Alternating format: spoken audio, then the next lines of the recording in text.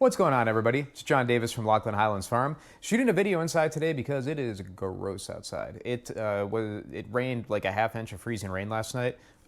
Rained? It slained? I'm not really sure what the verb is for that, but when I went outside this morning, the gravel was slippery. Gravel should never, ever be slippery. That's a really, really bad idea. So I decided to, well, today was a work day anyway for my job, so I was inside most of the day doing yuppie stuff stuck in front of the computer. But I had an idea when I was driving around all over creation in my truck this week about how we've changed since moving out to the country. It's been 4 years, believe it or not. In 2020, we sold our house in the suburbs, took advantage of the good market in the suburbs when we sold it, and used that money to fund building a house literally in the middle of a field, and not just building a house, but building a farm. So all the stuff that comes along with that. This whole operation that you've seen a little bit of on YouTube was a green field 4 years ago. There was no fence, there was no water, there was no equipment, there was no animals, there was nothing. We stuck 2 Adirondack chairs in a field approximately where our front porch is now, and that was the genesis of the whole thing. So thanks be to God that we're here. It's pretty cool. So I came up with this list as I was thinking. It's country living changed our lives in these 7 ways. And I like the number 7 because it's a number of completion. That's a good thing. So without further ado, here we go. Number 1 is chicken fatigue. Put it in the comments below if you've had chicken fatigue. When we first got our chickens, they were the first livestock we ever had, some laying hens. We treated them nearly better than our own children. We were so worried about everything that happened to them, and we spent a huge amount of time on them. And we still like our chickens. They give us lots of eggs. However, we had to do a count the other day. We're not actually sure how many chickens we have. They kind of got relegated to like the middle child status, and they're around. We feed them and water them and take care of them, but I mean, they give us eggs. I know that. My wife and I have had serious conversations about should we get rid of the chickens because we're tired of them going everywhere and pooping on everything, going in the barn, going everywhere, but we'll keep them around, especially right now when eggs are like $65 a dozen. We'll keep our chickens. Thank you very much. All that said, we're definitely going to restrict their free ranging this summer. That's one of our big projects. We are done of having chickens poop all over everything. There's a reason that our ancestors kept the chickens in like a chicken yard or a coop. It's because they too were tired of chickens pooping all over everything. So I think that's been a rite of passage for us, where we have chicken fatigue, that is for sure. Number 2 is systems thinking and scale of projects. I've always been a handy guy. The woodworking is just a symptom of a lifetime of messing around with wood. I remember nailing pieces of wood together in my parents' basement when I was, 6 years old. My dad, who was a wonderful man, did a fantastic job of getting me tools that I could play with and make stuff. So now I'm going off on a tangent, but what a wonderful time to grow up. That would have been in the late 80s, early 90s, where Dad would give you some nails and a hammer and some pieces of wood when you're like 5. And hey, pound these together. What's the worst that could possibly happen? Life was better back then in many ways. Also more dangerous, but whatever. So I've always enjoyed working with my hands, and I've always been pretty handy. When we lived in the suburbs, we renovated 2 houses. We bought a real fixer-upper for our first house, gutted it while we lived in it because we didn't have kids. So we had one room in the house that wasn't like literally opened up to the studs, and sold that house, used the proceeds to buy a nicer house that still needed some work. We did a whole bunch of work on that, sold that, and then that got us into the ability to build this thing. Yeah, I wasn't handy compared to what I can do now on the farm and what my wife can do. Both of us are like infinitely more handy. Just ask. Living on a farm for 4 years, we can run equipment. I can do advanced carpentry. Heck, man, you want me to build a building? I'll go and do it. About the only thing I'm not comfortable doing is concrete work, or putting in an actual electrical service, but I can do everything else you want to. You want me to trench and put in water pipe out in a field and size it properly? Done. Want me to size a solar system? Done. Want me to lay out a building with chalk and line so it's square? Totally done. Want me to frame out a basement? Done. I mean, want me to fix hydraulics? Done. Equipment? Done. Diesel? Done. I mean, the whole shooting match, right? And I am probably 5% of what somebody who is like a real farmer can do, right? I mean, truly, people who are farmers and ranchers can do anything. So we used to get stressed out about building a chicken coop. Now I'm managing a land clearing project, a pasture water project, and a whole house battery backup system at the same time. Pretty cool stuff, right? Number 3, we spend money on non-conventional things. I own an excavator. Most people don't own excavators. Most people go on vacation, which we don't do. Maybe that should have been one of these numbers, because when you get livestock, it's hard to go on vacation. Also, we spend all of our money on excavators and brass fittings for water systems. We spend our money on weird stuff. I got really excited when we bought a huge reel of pipe, a poly pipe, black poly pipe, 1.5-inch black poly pipe for our pasture water project. We buy big water troughs. We buy, I really want to get a bigger fence charger, like a really big one to make our entire back, south part of the property, to make a fence so hot that if a sheep touches it, it sends it into orbit, because that's the only way those things learn. We get excited about buying that stuff. I get excited about buying Milwaukee pack-out box. Okay, maybe all men get excited about buying Milwaukee pack-out boxes, but I mean, I think you get the idea. It's just a different set of priorities, right? I really don't care about vehicles. In fact, if I could figure out a way to never buy another vehicle in my entire life, I would be a happy man.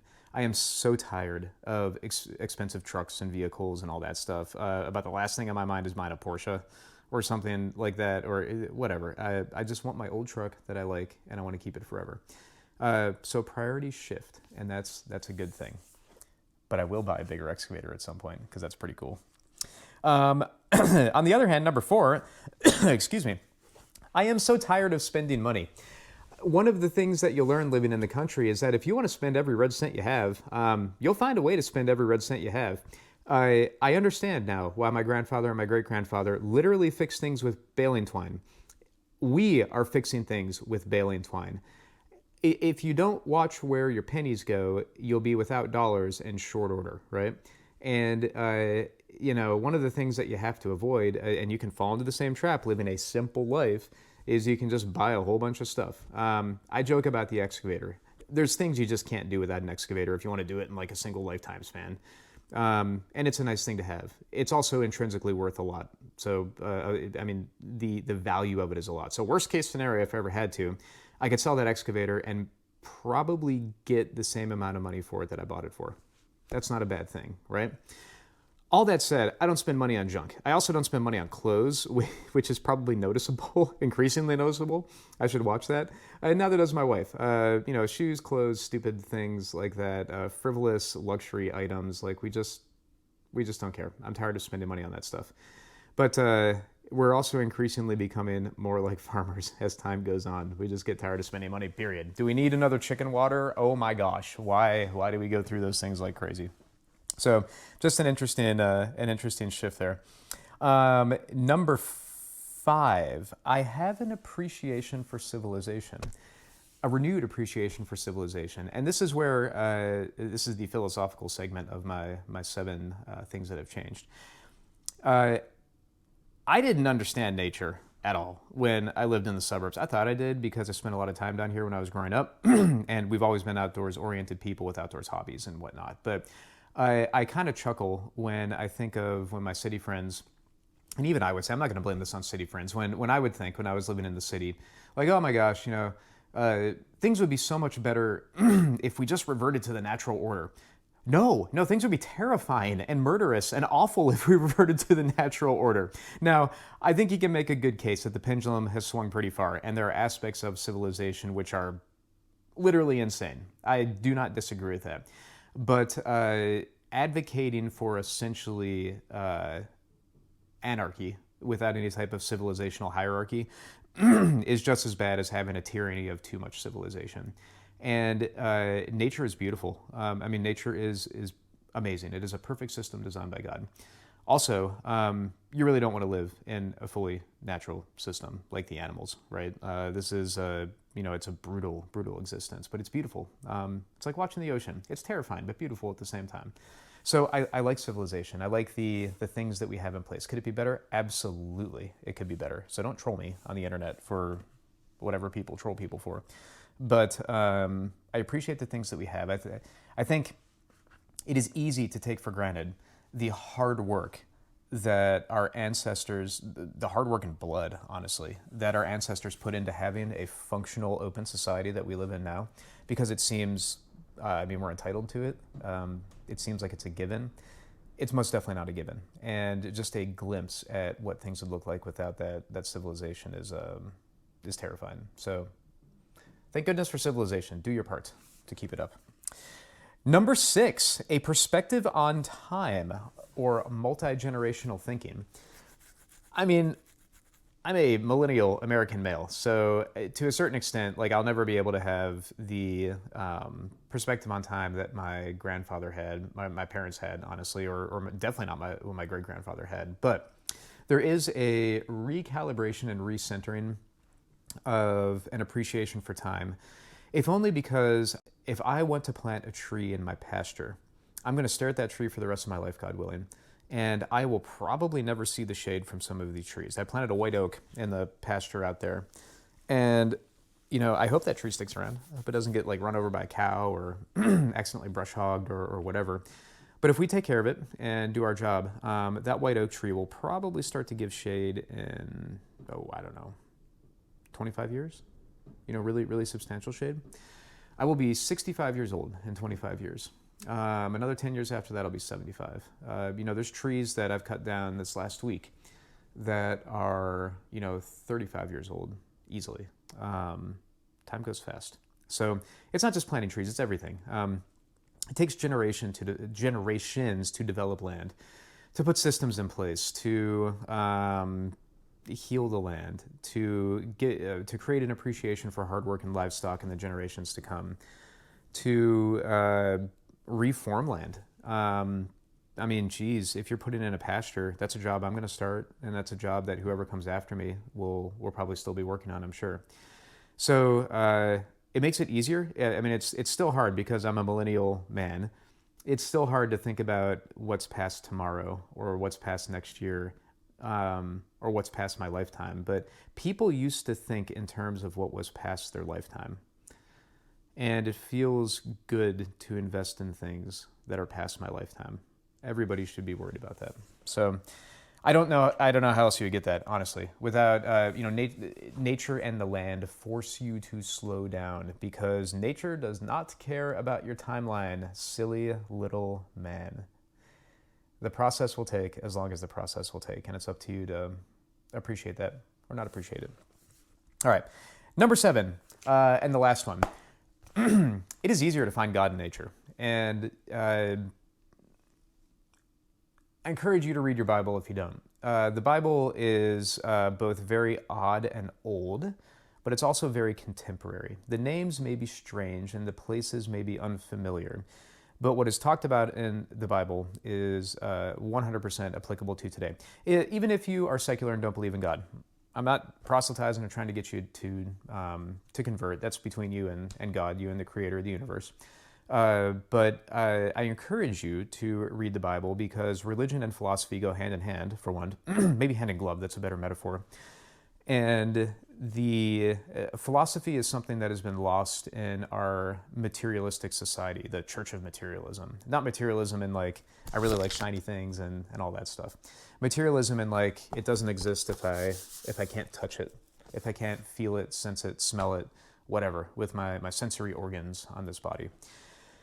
And that's a relatively new thing.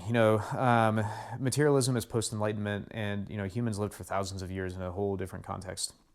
And there's value in it. You can't just throw it out because you don't agree with it. There's a lot of value in that, and there's a lot of things that are in that book that relate to our lives today. And the agricultural context of the Bible, which is the whole thing, really only makes sense if you live it.